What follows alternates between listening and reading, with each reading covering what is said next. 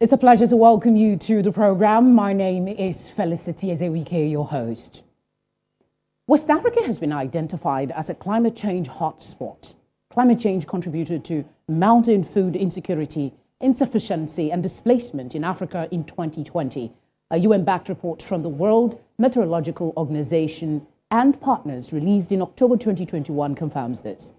Now, the State of the Climate in Africa 2020 report highlighted the continent's disproportionate vulnerability. Disproportionate because despite having contributed the least to global warming and having the lowest emissions, Africa faces exponential collateral damage from climate change that threatens to undo its modest development gains. Now, African leaders are aware of the dangers, and beyond individual efforts, they acknowledge the potency of working together to combat climate change. Hence, Regional Bloc ECOWAS worked throughout 2021 to develop a regional climate strategy in West Africa. And 3 days ago in Ghana, the 15 ministers of environment of ECOWAS member states validated it. The strategy aims to strengthen the region's resilience to the impacts of climate change, in particular through support for the implementation of the commitments made by its member states under the Paris Agreement of 2015. Why is this strategy so important? Will this collective effort produce better results?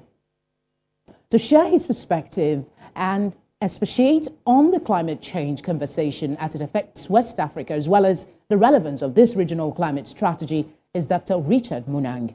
He is the UN Environment Climate Change Coordinator for Africa and Acting Deputy Director of UNEP Africa Office. He is leading a continent-wide strategic and innovative approach to climate action implementation for UNEP. Dr. Munang has participated in a wide variety of research projects and has published over 500 articles in both international peer-reviewed journals and magazines. He is the author of Making Africa Work Through the Power of Innovative Volunteerism, a book outlining practical policies that countries in Africa should take to accelerate climate action. He joins us from Nairobi, Kenya. Thank you very much for speaking with us here. Thank you for having me. Good to see you. Some people say the effects of climate change is being exaggerated. Is it? Yeah, thanks again for having me. I think that's a false narrative from people who say so, because let me just put this, use a simple analogy here. If you are asked to give your biodata and you provide your birth certificates and your certificates and your degrees and everything, and the person you give those information to turns around and tells you that this is not correct, I think that is a false narrative from the perspective that what you've given that is authentic, then the person you've given it to is rejecting. That's the same thing with the changing climate today. The science is unequivocal that the world is warming, and we are currently at 1.1 degree as the global community. When you take that down to the continent of Africa, Africa is warming twice as fast as the rest of the world. And therefore, anyone who is oblivious to the realities of droughts that we're seeing currently affecting the Horn of Africa today, with all of 15 million people affected, to the Sahel in West Africa, to the floods that we just recently saw in Southern African region. I mean, the list goes on, and even the floods in Lagos that we saw the past years. These are testaments and actually scientific evidence showcase that climate change is turbocharging and supercharging these events. So for those who say so, they're living in oblivious space. For those that are still doubting, could you maybe explain in real terms how this climate change is disrupting not just our lives, like you highlighted, floods and all of that, but the economy? The reality is that if you look at the entire African continent today, Africa is an agrarian continent with over 65% of the workforce of the continent in the agro sector and 98% of this agricultural sector, whether we're talking East Africa, West Africa, Central Africa, Southern African region, and even North Africa. 98% of the agricultural sector is dependent on rainfed. And because of the changing climate that is disrupting weather patterns, the erratic nature of the rainfall is actually affecting farmers not to have bumper harvests. What does this mean? It actually means agricultural sector that contribute 32% to the GDP of the entire continent is affected. What does this mean? It means that mothers in communities and children and fathers and parents cannot be able to put food on the table and more money in more pocket because they don't have all these opportunities. Then the economy then shrinks. And more importantly, the reality of the continent, because of the failure in crop as a result of the changing climate, as a result of the drought, which we're already seeing, countries now will increase importation of food. What does this mean? It depreciates foreign reserves and only further escalate the economic challenges that the continent is already facing today. And let me just bring in this perspective, which is what we're currently facing as a global community and even the world and Africa. We're facing on top of the changing climate that Africa is already suffering, and we are seeing the effects. We're suffering food crisis because of inflation. We're suffering fuel crisis.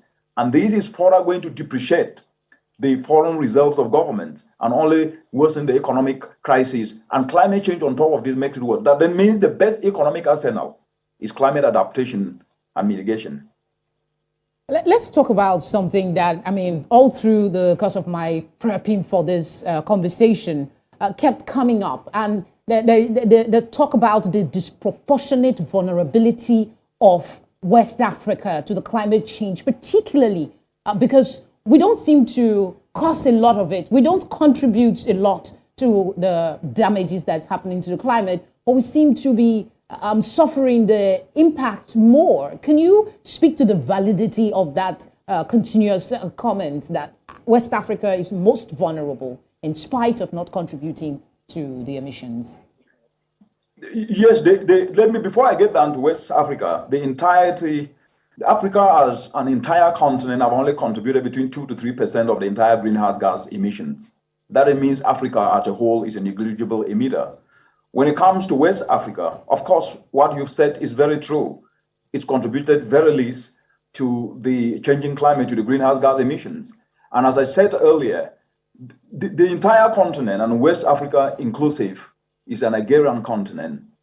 Most of the households depend on the agricultural sector, and because of the changing climate that is exacerbating and increasing the droughts, these are actually causing crop failure. And when this causes crop failure that are the source of livelihood for over 65% of people in West Africa and the continent, what do you expect?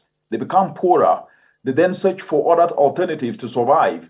They look for these alternatives, not even in places where they are best. That means they move away from their home. They move away even from their countries to others. And these then only worsen the situation. So the point at the moment is how can we be able, despite the fact that climate change is happening now and it is with us and is affecting people in West Africa, how can we leverage this challenge and turn it into an opportunity? And I think that is really where the focus should be, because in as much as the changing climate is plunging millions in West Africa into suffering, there are also windows of opportunity that we can also focus on to seize and better the livelihoods of humanity. We definitely explore that, because that's the core reason for this conversation, looking for solutions to our unique African problems. I wouldn't want to go on and ask that you explain how this is exacerbating insecurity, but I will talk about the displacement, internally displaced. The study is suggesting, not the climate report, is suggesting that by 2050, we'll begin to see it. But there are those who are arguing that climate change, aside insecurity and terrorism and insurgency, is making people move from their home. How true is this? And are there verifiable data that clearly shows this? When you look at the data that we have and has been produced by credible international organizations, including the UN and the World Bank. The World Bank report shows that 86.4 million Africans by 2050, that's about the next 28 years, will be displaced internally. But I like to use facts using also the present. If we are looking at the present, the current data we have using the drought that is plunging over 15 million people in the Horn of Africa shows that 15 million people have, as we speak today, have left where they are. They've left their homes to search for other alternatives because of the current drought that is affecting them. This is applicable to West Africa and especially the Sahel. A lot of people have left their home. So what the data is showing is Currently, we are having people who are displaced. Then it will only get worse, because if emissions are not cut, what the data is showing and what the latest Intergovernmental Panel on Climate Change report that was released in April this year shows, and it was released, the third report was released in April this year, and the first one was released in August last year, shows that we are almost heading towards 1.5 degrees. What does this mean? It will mean that Africa will be heading towards almost 3 degrees. This will mean people will have to look for opportunities and alternatives. I will go back to the point that I keep mentioning. An agrarian continent in crop failure, people have to look for alternatives to put food on the table and more money in more pockets. And so that is definitely going to happen, not by 2020. It is happening now with the current drought in East Africa, if I was to use that as a reference. So we are going to see people leaving their countries, leaving their villages to look for alternatives to survive. It's important that we clearly state what the problem is, because some people, like I mentioned in my introduction, including very educated Africans, feel that the effect of climate change is overblown, so that people can get funding. So we needed to establish that it is a menace in Africa. Let's come to the focus of this conversation. And just 3 days ago, the ministers of the 15 member states validated the State of Climate in Africa 2020 agreement. I wanted to find out from you what you think of that ECOWAS regional climate strategy. What do you think about it, really? Is it the catalyst for making action more viable, as is being promoted? It is. Let me first of all start by applauding ECOWAS as a community for coming up with this climate change strategy. But more broadly, let me applaud the entire continent, because Africa is the leader when it comes to climate change policy. We must appreciate progress if we really want to make progress. Out of the 54 African countries, as we speak today, 52 African countries submitted what is called the nationally determined contributions, which are plans for countries to be able to build resilience and ensure that at least they have robust economies, they have livelihoods that are resilient to the changing climate. African countries, 52 of them, submitted the nationally determined contribution. As we're speaking today, 43 of them have submitted a revised version, and this is the highest of any region across the entire world. That's impressive. And now when it comes to regional economic communities, we have now ECOWAS, which is submitting their climate change strategy. And on top of that, when you look at the 15 countries of ECOWAS, 14 of them have submitted the nationally determined contribution. So when it comes to policy, this is really an area in which Africa takes leadership, and ECOWAS and West Africa takes leadership. So we must applaud them. So with the strategy that has been put in place, that is a step in the right direction, because then that means that the coordination in terms of what each country does in West Africa can actually generate information that can also help other countries leverage on what is happening and synergistically drive climate action, because collective action always outweighs individual action. And so having these strategies ensures coordination, ensures lesson sharing, and also ensures that action can actually be taken with speed, fitting into the national circumstances of countries. So I would say this is a brilliant move by ECOWAS. Yeah, having said that, do you agree that if we must make real progress with the fight against climate change, that this is the document that will propel us towards that end? Do you agree? Some think it's overly ambitious. Is it? I think that I would like to debunk a myth that have been out there for quite a very long time. Not only in the continent, but even across the world, but I'll put it within the context of the African continent, which is that strategies by themselves or policies by themselves will implement themselves. That doesn't work that way anywhere on earth. It is people who implement policies, it's people who implement strategies. Why am I saying this? The strategies and policies that have been put in place need each and every citizen, state and non-state actors, to now engage, because the conducive environment and the legal framework and structure has been put in place.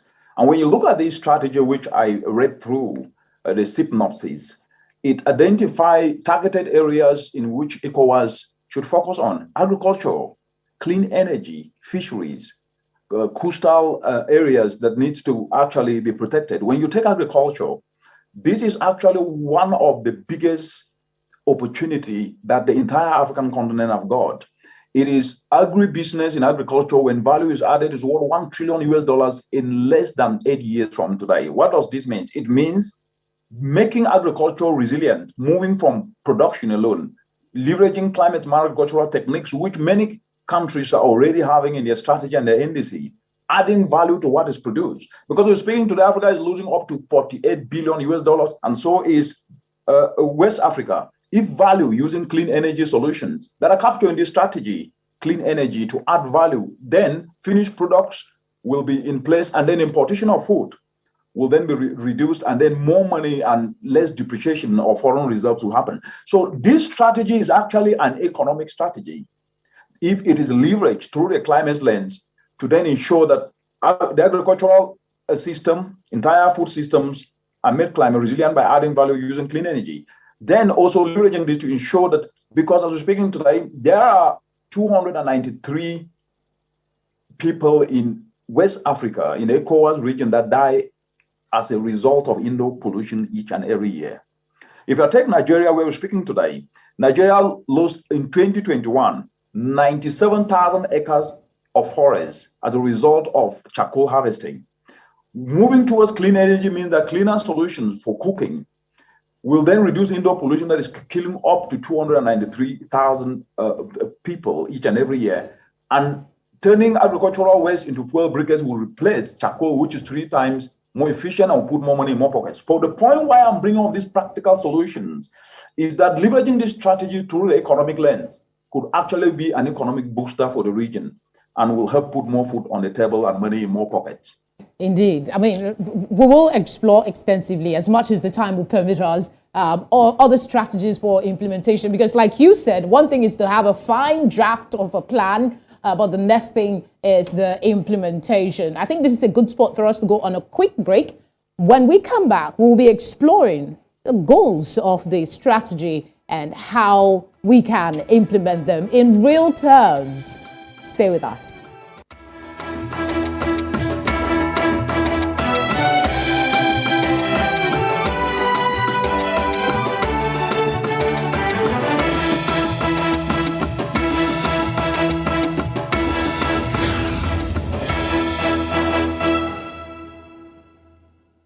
Glad you're still with us. We still have Dr. Richard Munang speaking with us all the way from Nairobi, Kenya.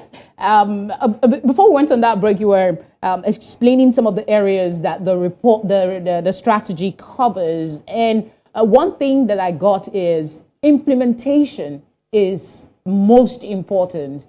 In each state already has plans, right? And the idea is that this strategy will facilitate and help these state players, implement their policies.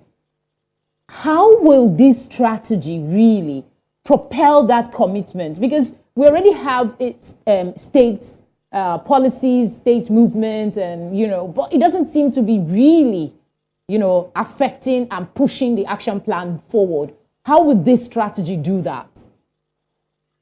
Yeah, I think one of the things that I think that we need to look into in detail, as I said earlier, policies or strategies do not implement themselves, and you've quite emphasized on that, is that there are no absence of ideas and absence of innovations on the ground. I mean, people have been implementing climate action solutions. Our mothers in villages have devised means to cope with drought. They've devised indigenous approaches that people are using indigenous knowledge to cope and survive. And there are young people across ECOWAS and Africa who are devising solutions to address some of these challenges. Why am I bringing this up? There are no absence of innovations. What we actually need urgently to turn these strategies into a live reality of actions is incentives. And incentives here are not just money. Incentives also means engaging people and appreciating what the young people are already doing across the continent, and building on what is already working, not reinventing the wheel. And I decided to bring this up because there is one big challenge that is never really discussed across the entire African continent when it comes to climate change project implementation, which is duplication of efforts. And so the strategy highlighting excellent areas of agriculture, of fisheries, of clean energy, of resilient infrastructure needs to then become more a framework that leverages on what is already working and fill gaps where they do exist. And that becomes an incentive in that those who are already doing something will even become excited to do more. And the gaps in the things they are already doing, implementing action, whether in the agro sector, whether in water sector, whether in the fishery sectors or coastal and infrastructure, will then not be starting from scratch, but filling gap and advancing progress. That is important. And we also need financial incentives. And financial incentives must be in such a way that structures that are accessible to the informal sector, because the informal sector constitutes over 80% even of the population of ECOWAS and that of the entire African continent. And these are our mothers in communities and in villages. So we must be able to target them with incentives, the financial incentives, leveraging structures like cooperatives that they are used to, so that at least they can be able to tap the necessary finance in which they can then be able to access the tools that can help them build climate resilience. The other aspect which is really, really important is institutions.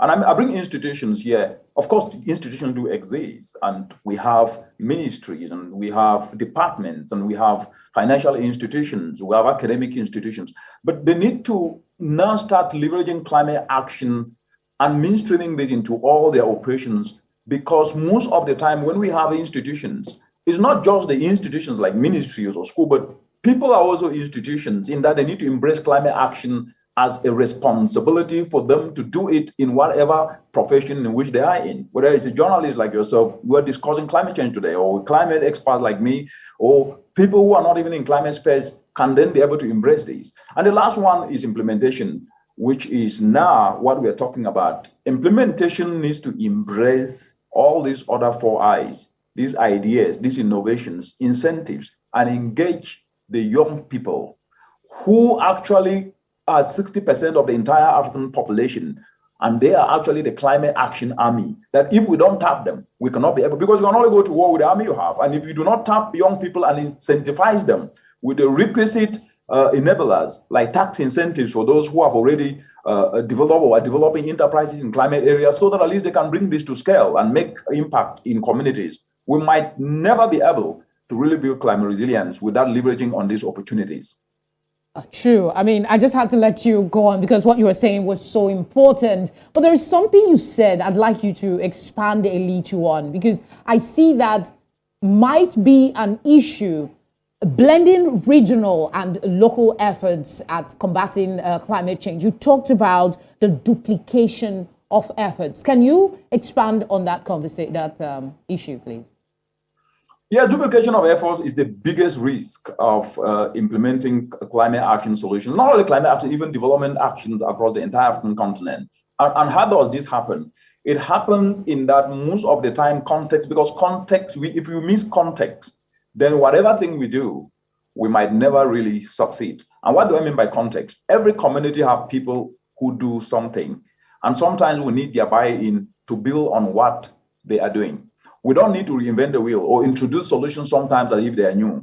I believe that if we introduce solutions in a way that communities can own, in a way that communities can actually say, this is what we are doing, this is the gap we are filling, we need you to fill, then that way they will own the process, and at the same time, the targeted intervention will have more meaningful impact rather than a supply-driven approach that comes with something that is already existing, and then you end up not having ownership, and then you end up just duplicating what exists. And most of the time, this happens because we do not leverage on what is already ongoing or engage communities upfront to understand their challenges and understand their problems, but sometimes want to showcase that something is happening, which is well-intended and with good intention, but somehow misses the way things are supposed to be done. I think the last aspect we really need here is that sustainability is not just about continuous finance. It's about ownership by the communities. And any action must be demand-driven and not supply-driven. We must listen to the communities, we must listen to people, and any action that needs to be taken must be coming to add value to them and must add value through the economic sense. And I say economic sense because social-driven action can be helpful, but they are not sustainable. But when there is the economic dimension, if a mother in a village, let me give a practical example. If a mother in a community in West Africa or any part of Africa is producing her maize and she gets bumper harvest, if she loses this maize because she cannot dry that maize, then she will be disincentivized of even producing, even if she was using nature-based solutions or ecosystem-based adaptation that work with nature, not against nature. But if she is provided a simple solar dryer that can add value to her tomatoes, to her vegetables, to her maize to dry, then she will then be able to fetch a market, even if she doesn't have a market in a week or two or even a month. In the next 6 months, she can fetch a market because she'll have dried vegetables. And that way, she will be more excited because she'll put money in her pocket and she can then now grow more of that maize or vegetables and sell it. But if we go only providing seeds, without understanding the challenge of this farmer or this mother, that her challenge was not about growing more, but it was about reducing the post-harvest losses that she is suffering, then we will be having good intentions, but end up duplicating effort that costs money and waste time. Yes, still on that duplication, while you were explaining it, I recall that there was a question, I can't the entire detail, but it has to do with a debt of data when it comes to the impact of climate change across Africa, not just West Africa. I think there was a report that said they could not come up with a summation because there is inadequate data on climate change. So what impact will this duplication of effort have with, getting usable data on climate change across Africa? And who do you think should be at the forefront of making sure that we have proper data on climate change? Because without data, we might just be moving around in the dark. Yes, I always like to say that Africa is not a statistical data point.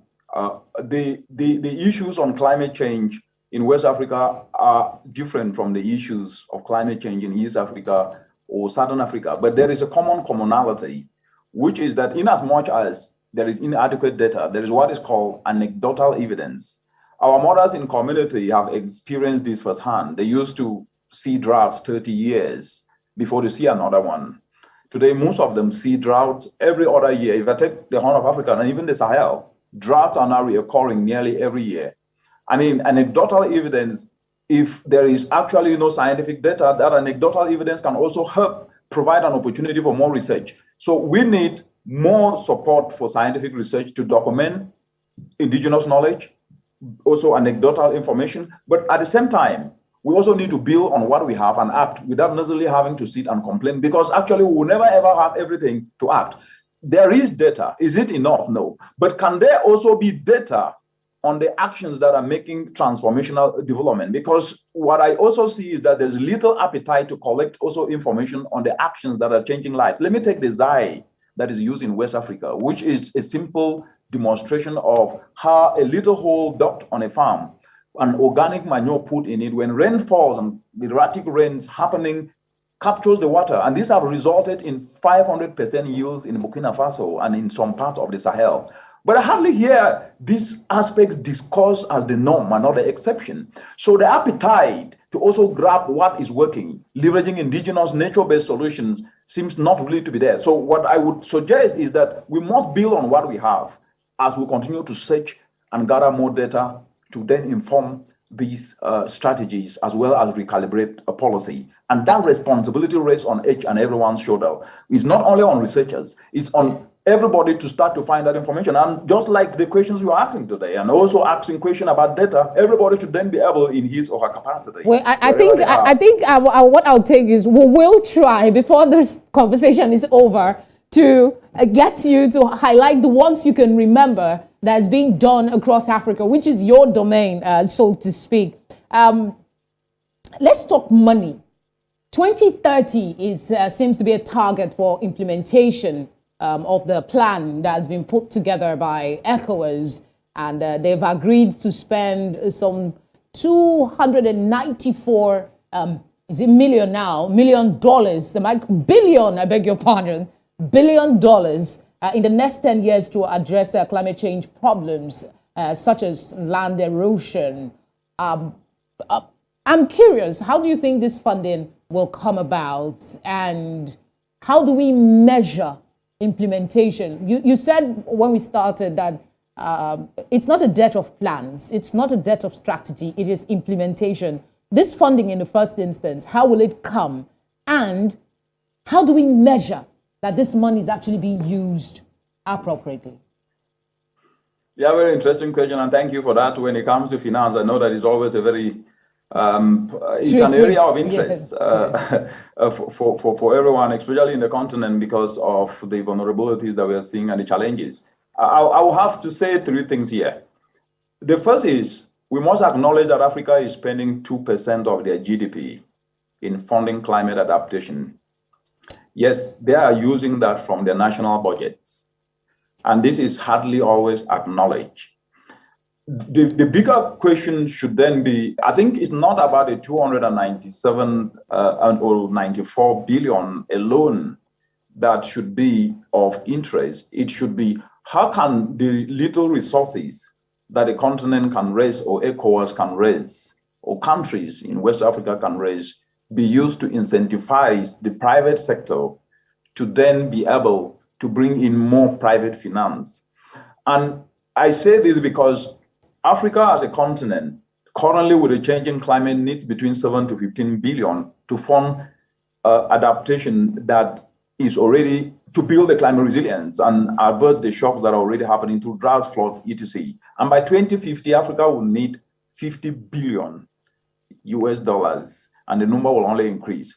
It therefore means that the little resources from the 2% of the GDP of the entire continent that is currently being spent on climate action, mostly adaptation, to the amounts that are currently being raised, there needs to be a very strategic way to leverage those funds so that at least they can incentivize action for young people to be able to access that finance and inject it into enterprises that can actually be able to build this climate resilience. Let me give you a very practical example here, and I mentioned this upfront. Every community in Africa, to the best of my knowledge, have social structures called communal cooperatives.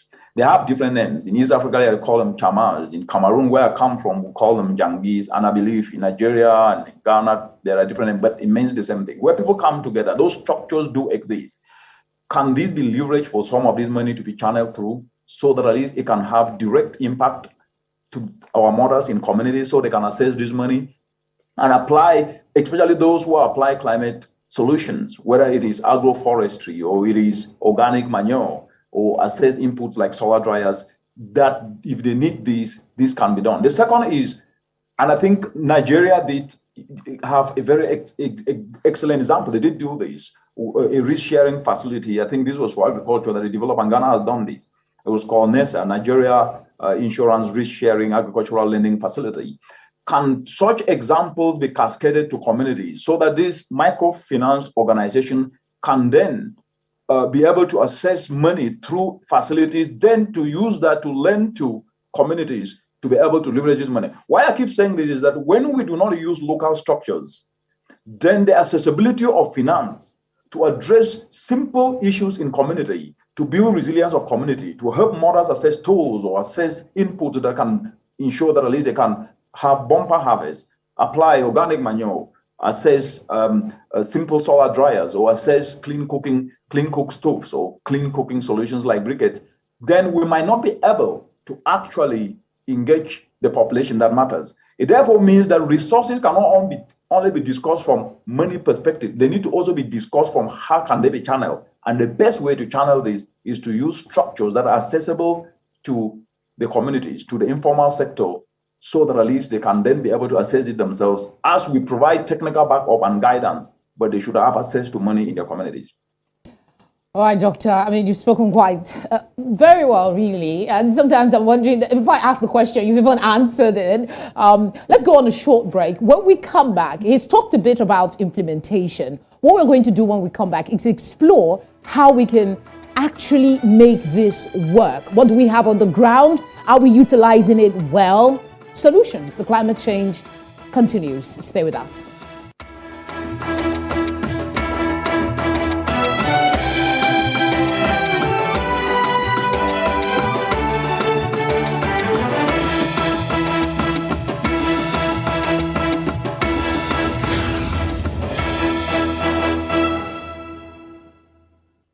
Good to know you're still with us. Back to Dr. Munang now. We'll talk about lifestyle because I know that's a very important part of the action plan. But for now, let's talk about renewable energy. Conversation, you mentioned it as one of the solutions. We need to move towards, other sources of energy other than fossil fuel.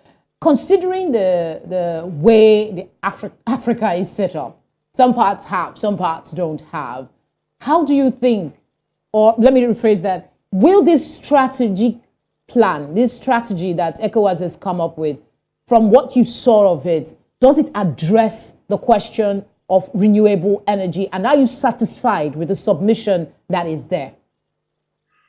Yes, the beauty is that this strategy is dovetailing into what countries in the ECOWAS region have already put in their plans to be able to lower emissions and move towards a low carbon development pathway. So it's re-emphasizing that on each of the plans that the 15 countries have submitted have clean energy and sustainable agriculture. And so the strategy is actually an additional impetus to help fast track the implementation of those aspects. And let's put it in perspective. From the African perspective, we have over 620 million Africans who are energy impoverished. When it comes to the Sahel, we have over 150 million people who are energy impoverished.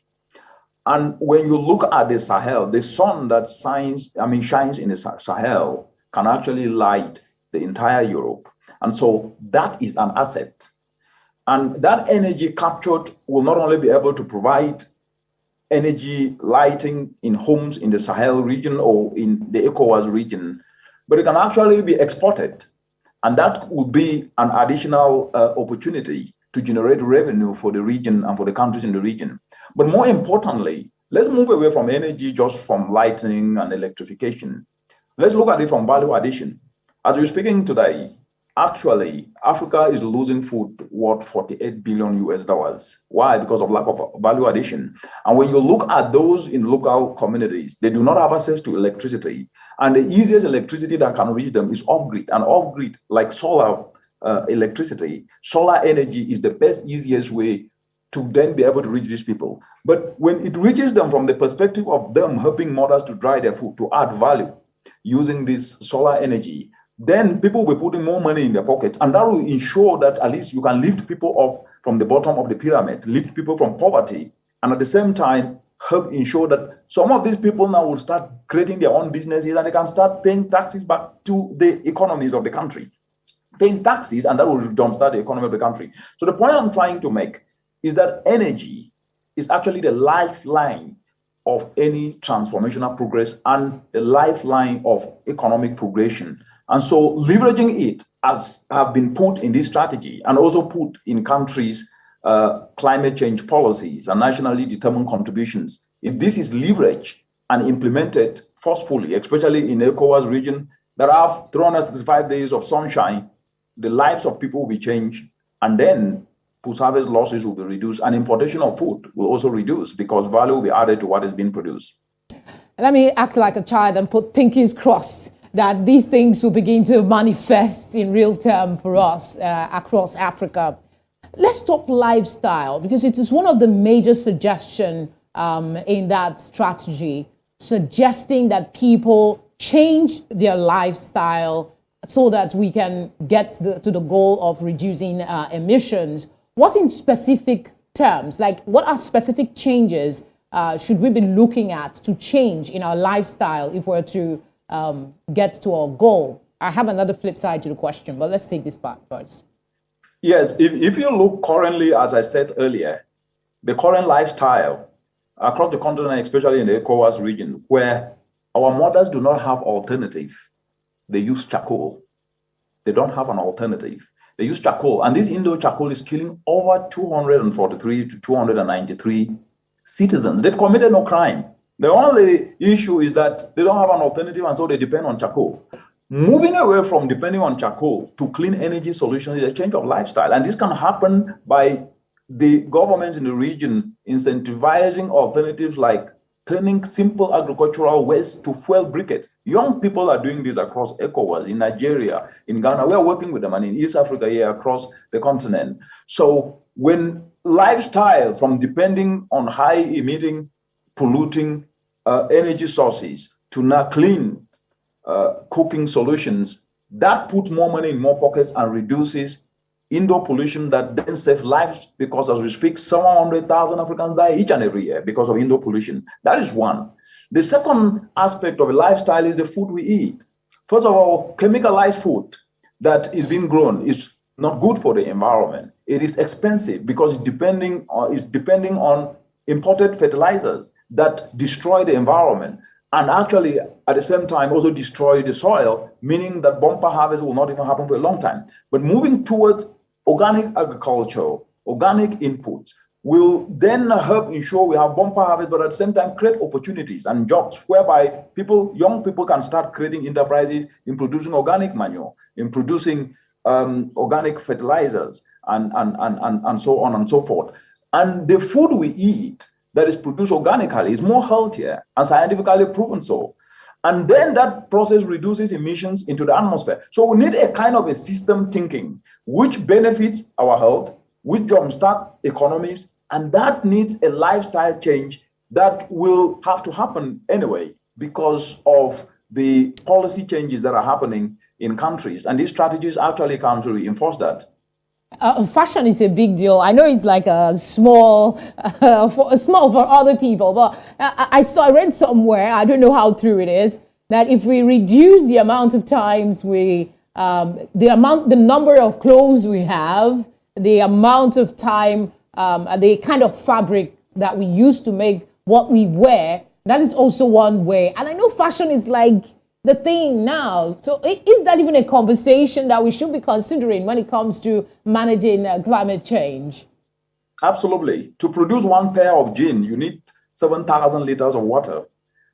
7,000 liters of water. And so where is that water coming from? That water is coming as a result. That's an ecosystem service from a forest. The forest produces that. So when you draw that heavy water and at the same time cut down the forest, then you are actually not only resulting in degrading the environment, but at the same time also resulting in emissions, because deforestation results to carbon emissions that are released into the atmosphere. But if we look at it from this perspective, we can actually move to sustainable fashion, whereby waste, and there are excellent youth in Nigeria and ECOWAS region that are actually using waste to make plastic bags, to make plastic shoes, to make laptop bags, and that they're also using it to make suits and jackets. So moving from the traditional style of clothing to clothing that is actually being recycled reduces emissions, reduces the pressure on the environment in terms of the water that is drawn out, and at the same time also ensures that at least opportunities are created. That kind of thinking is called a circular economy, where what is produced is not just discarded. If a dress is produced that is from recycling, it is saving the environment, it is reducing emissions, and at the same time, it is also helping create opportunities and then ends back in the economy without necessarily having to have emissions produced into the atmosphere. Okay. So that is a very, very important aspect, and thank you for bringing that up. It means we need to move towards a circular economy mindset, and that means how we produce, how we reduce, and how we consume need to become part and parcel of each and every one of us, not only that of governments, but that of citizens. Okay, so I was distracted by that question. I had to ask it. Let's flip back to the economic part of the we're out of time, so I'll need you to be a little brief. I still have like 2 questions, if not 3. The economic part of it, you talked about the housewife transitioning from coal to other forms of cooking. You also talked about the kind of food that we eat. Poverty is endemic in Africa. How will that impact on people's decision? Because if you're saying, I want to change my lifestyle, and you don't have the funding to do that, how would you go about it? Is it possible that government can subsidize this? What would be your suggestion to addressing that part of the conversation? I will go back to what I said earlier. We do not do development for people. People do development for themselves. The role of government is to facilitate the process. What does this mean in reality? Our mothers in villages, I mean, we grew up in the village, so I always use the example of the village. I mean, they're not just sitting there waiting for things to be done for them. They're doing something. And what they need are basic necessity: water, clean drinking water, maybe a route to the market so that at least they can sell their cocoyams or maize or beans. They need to add value. And what I said, and I will still repeat it now, on how people can be easily lifted out of poverty using climate action solutions or climate thinking processes, is to be able to identify the gaps. And most of these gaps are known. We know that 65% of the continent and even of West Africa are engaged in the agricultural sector. They lose post-harvest losses costing the continent $48 billion US. It means value needs to be added. I'm being told we need to wrap up, and I have two questions, so I'm just going to lump them together. First is quickly, maybe in a minute or two, highlight. You mentioned us celebrating what we've been able to do. I beg your pardon, towards attaining climate change actions, right? Changes. What are some of them across Africa? If you can spend a minute responding to that, and then spend a minute talking about the key moves you expect to see from West African countries, Africa generally, in the next decade that will prove that our goal of attaining to attain these SDG goals when it regards climate, we're not just dreaming about it, but it's going to happen. What are the key things you expect to see that will encourage you to believe that? Yeah, from the first question, I mean, there are climate action solutions that we see dotted across the continent, especially young people. We're seeing them turn agricultural waste to fuel briquettes. We're seeing young people developing simple climate action solar dryers that are helping mothers in villages dry their vegetables. Those are climate action solutions. But this is what I would say. The solutions of climate change cannot always be seen through the lens of big infrastructure, though we need that. But we need to build on these little solutions or small scale action that young people are taking forward. And for the easiest way to do that is to integrate climate action solution into the mainstream of national development, which is the curriculum, so that everybody take a course on climate entrepreneurship. Then the actions that are happening from clean energy solutions to agricultural solutions can then become the norm. On the question on the SDGs, I mean, we are 8 years away from 2030. And what needs to be done is that if you look at the sustainable development goals, the first goal was on poverty and the last goal was on partnerships. Building on what works and reducing duplication of efforts can actually ensure that in 8 years remaining, we can be able to do a lot if we build on what is already working and avoid duplications. And to do this, we must tap into the energy of young people. And that needs to happen through what I call skills retooling, where young people's skills need to be retooled. They need to learn skills in areas of clean energy, in areas of adding value to agricultural produce, because that is where the jobs are, and they can tap into a $1 trillion US. And this needs policy incentives, physical policy incentives that can then be able to create an enabling environment. And structures like cooperatives should be leveraged because they are accessible to the informal sector and young people. I know you're working a lot with the young people. I know you're doing something with retooling the youths. I just wish we had more time, because I actually wanted you to speak a little on your chores, but I'm afraid that's all the time we have. Thank you very much, Dr. Richard Munang, for speaking with us on One Slot today. Thank you for having me. It was a great pleasure, and I'll be back someday. Yep, definitely. We are hoping to have you back again. Thank you. I mean, one important thing I took away, aside from every other thing he said, was we must avoid the duplication of effort. In closing, let me reiterate that climate change is happening now, and it is the most serious threat to life on our planet, not just to Africa. The good news is that there are plenty of solutions to climate change. All are well understood, as Dr. Munang has shared extensively with us today. The only thing that is left is willful implementation across board. I must say thank you very warmly for sharing your whole, hopefully, worthwhile 1 hour with us here on One Slot. I look forward to your company next week. Bye for now.